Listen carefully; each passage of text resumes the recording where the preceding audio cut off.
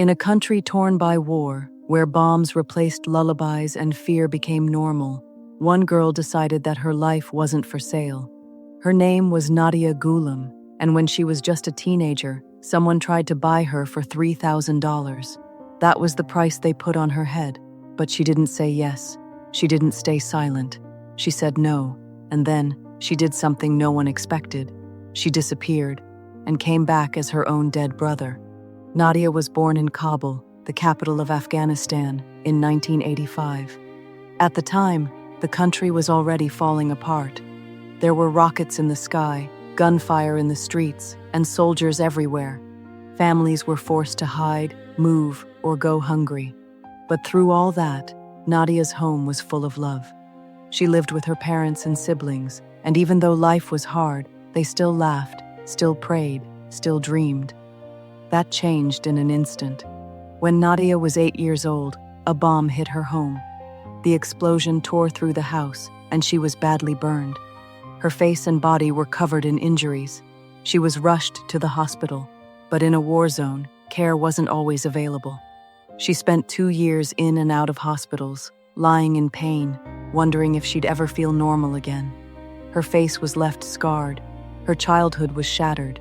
But even after all that, Nadia tried to get back up. She still wanted to study, to learn, to live a life like any other kid. But by the time she turned 11, everything had changed again. The Taliban had taken control. Under Taliban rule, girls couldn't go to school. They couldn't work. They couldn't even walk outside without a male relative. It didn't matter if you were smart or kind or brave. If you were a girl, you were expected to stay hidden. Nadia had spent years healing from wounds that nearly killed her. Now she was being told she didn't even have the right to be seen. And then came the worst part. A man approached her family with an offer. He wanted to buy Nadia for $3,000. He said she would become his wife. But everyone knew what that really meant. She would be taken, owned, controlled. She would be a child bride, living in fear for the rest of her life. But Nadia refused. She looked around at her broken country, at the ruins of her home, at the eyes of her frightened mother, and she said no. And that no wasn't just an answer.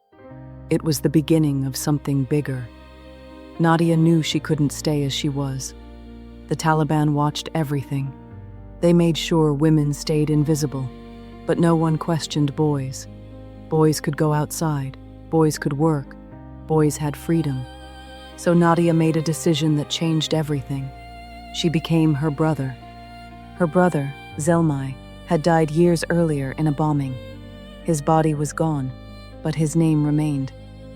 Nadia took it for herself.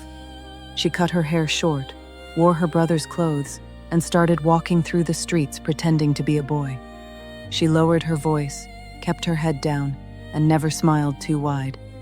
Every second was a risk, but it was the only way she could survive. At first, it felt like a dream. For the first time, she could go outside without fear.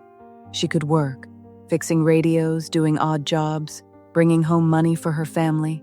She became the breadwinner, the protector, the hope. No one knew she was actually a girl. To the world, she was just a quiet, hard-working boy trying to survive. But inside, it was a storm. Nadia wasn't trying to pretend forever. She missed being herself. She missed being able to laugh, to talk, to feel seen. She lived in constant fear that someone would find out the truth. If the Taliban discovered her secret, she could be beaten, or worse. So she carried the weight alone. Day after day, year after year. She kept this secret for 10 years. 10 years living as her brother. 10 years hiding her identity. 10 years holding her family together with courage, grit, and silence. Most people couldn't even survive that long under normal conditions. But Nadia didn't just survive. She protected her mother. She kept food on the table. She gave her younger siblings a future. She became the strength her family needed.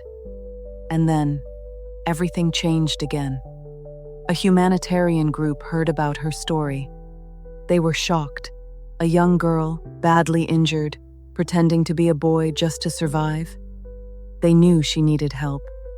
Through a long, difficult process, they helped bring her to Spain, where she could finally get the surgery she needed, the education she wanted, and the safety she never had.